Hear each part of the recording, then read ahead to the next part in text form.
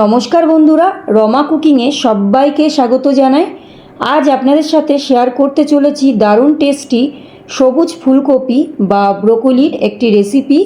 এই রেসিপিটি বানানো যেমন সহজ, খেতেও কিন্তু দুর্দান্ত টেস্টি হয়।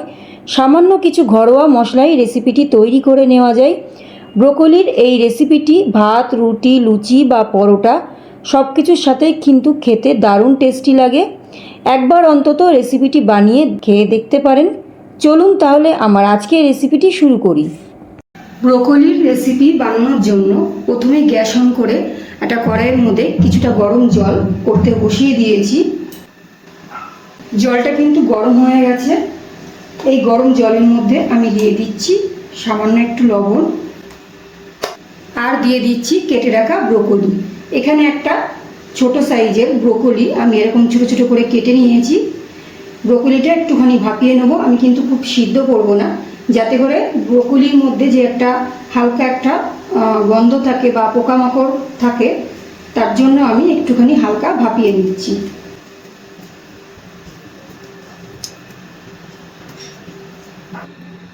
ব্রোকলিটা কিন্তু আমি হালকা ভাপিয়ে নিয়েছি আর গ্যাসটা কিন্তু অফ করে দিয়েছি।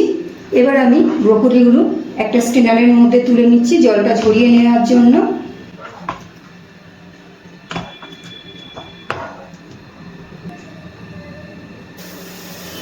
এবারে আমি মূল রান্নাটা শুরু করছি। তো তার জন্য গ্যাস অন করে একটা কড়াই বসিয়ে দিয়েছি আর কড়াইটা ভালো করে গরম করে নিয়েছি। এই কড়াইয়ের মধ্যে দিয়ে দিচ্ছি সর্ষের তেল। তেলটা খুব ভালো করে গরম করে নিচ্ছি। তেলটা কিন্তু খুব ভালো করে গরম হয়ে গেছে। এবারে দুটো ছোট সাইজের আলু আমি এরকম ছোট ছোট করে কেটে সেটাই তেলের মধ্যে দিয়ে দিলাম ভাজার জন্য। দিয়ে দিচ্ছি একটু লবণ আর দিয়ে দিচ্ছি হলুদ। লবণ আর হলুদ দিয়ে আলুটা কিন্তু আমি লাল লাল করে ভেজে নেব।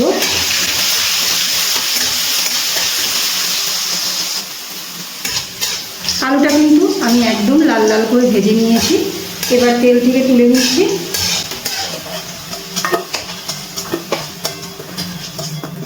ভাপানো ব্রোকলিগুলো ভেজে নিচ্ছি।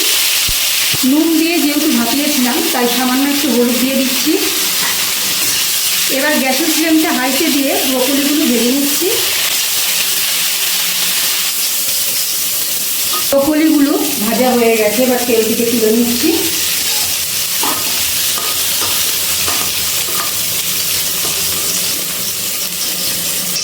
ব্রোকলিগুলো সবকটা আমি ভেজে নিয়েছি। ব্রোকলিগুলো আমি একটা প্লেটে তুলে রাখলাম।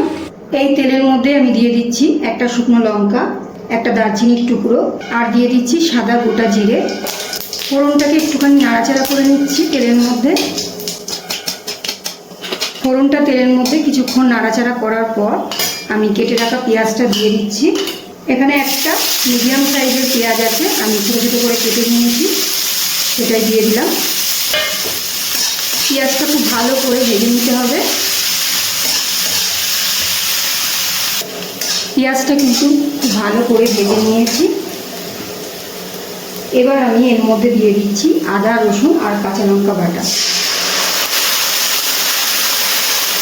আদা রসুন বাটার কাঁচা গন্ধ না যাওয়া পর্যন্ত কিন্তু কষিয়ে নিচ্ছি। আদা রসুন বাটার কাঁচা গন্ধ না যাওয়া পর্যন্ত আমি কিন্তু কষিয়ে নিয়েছি।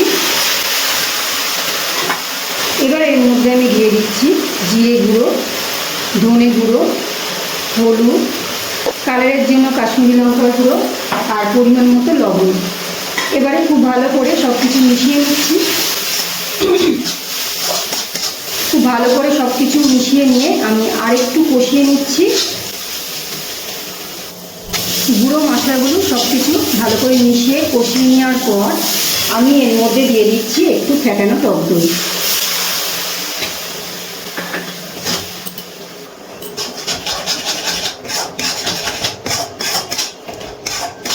ফ্যাটানো টক দইটা দেওয়ার পর মশলার সাথে ভালো করে মিশিয়ে নিচ্ছি।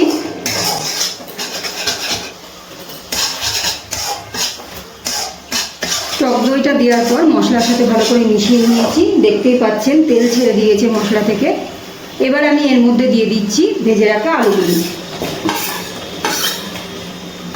এর মধ্যে আমি আরও একটা জিনিস অ্যাড করছি, সেটা হলো কাবলি ছোলা।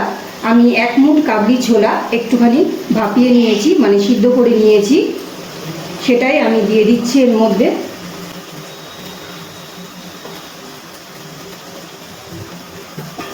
এবারে খুব ভালো করে সব কিছু ভালো করে মিশিয়ে আরও একটু কষিয়ে নিচ্ছি। খুব ভালো করে আমি সব কিছু আবারও কষিয়ে নিয়েছি।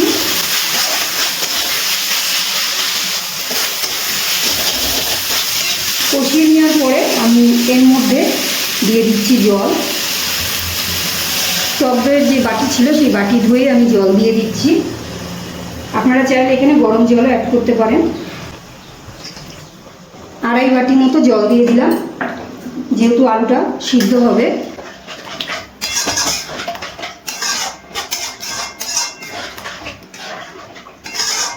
গ্যাসের ফ্লেমটা লো টু মিডিয়ামে রেখে আমি ঢাকনা দিয়ে একটু ঢেকে রাখছি আলুটা সিদ্ধ হওয়ার জন্য। এবারে ঢাকনাটা তুলে নিচ্ছি।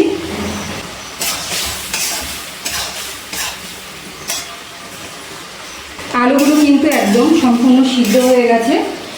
এবার আমি ভেজে রাখা ব্রোকলিগুলো দিয়ে দিচ্ছি। ব্রোকলিগুলো কিন্তু আগে থেকে দিইনি। ব্রোকলিগুলো যদি আগে থেকে দিতাম একদম কিন্তু গলে যেত। ব্রোকলিগুলো দেওয়ার পর আমি আরও 2 থেকে 3 মিনিট একটুখানি রান্না করে নিচ্ছি। 2 থেকে 3 মিনিট রান্না করে নেওয়ার পর এবার আমি এর মধ্যে দিয়ে দিচ্ছি একটু চিনি। যেহেতু আমি টক দই দিয়েছি তাই টক টক ভাবটা ব্যালেন্স হওয়ার জন্য একটু চিনি দিয়ে দিলাম। আর যেহেতু আমি এটা রুটি দিয়ে খাওয়ার জন্য বানাচ্ছি তাই কিন্তু একটুখানি চিনি দিলে খেতে খুব ভালো লাগবে। আপনারা চাইলে চিনিটা নাও দিতে পারেন। তো একটু নাড়াচাড়া করে নিলাম। আমাদের রান্নাটা কিন্তু একদম শেষের দিকে। আমি নামানোর আগে দিয়ে দিচ্ছি একটু গরম মশলার গুঁড়ো। সবার শেষে দিয়ে দিচ্ছি একটু বাটার। আপনারা বাটারের পরিবর্তে ঘিও ব্যবহার করতে পারেন। ভালো করে নাড়াচাড়া করে নিলাম।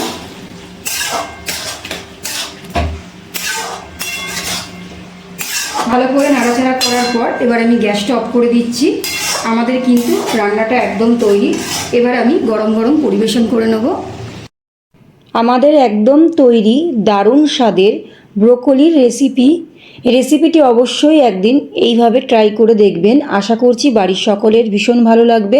আমার আজকের রেসিপিটি কেমন লাগলো কমেন্ট করে জানাবেন। রেসিপিটি ভালো লাগলে একটা লাইক ও বন্ধুদের মধ্যে শেয়ার করতে ভুলবেন না। আর আমার চ্যানেলে যদি নতুন বন্ধু হয়ে থাকেন চ্যানেলটি সাবস্ক্রাইব করে আমার পাশে থাকবেন। আজ এই পর্যন্ত, আবারও চলে আসবো অন্য কোনো রেসিপির সাথে। সবাই ভালো থাকবেন, সুস্থ থাকবেন। ধন্যবাদ।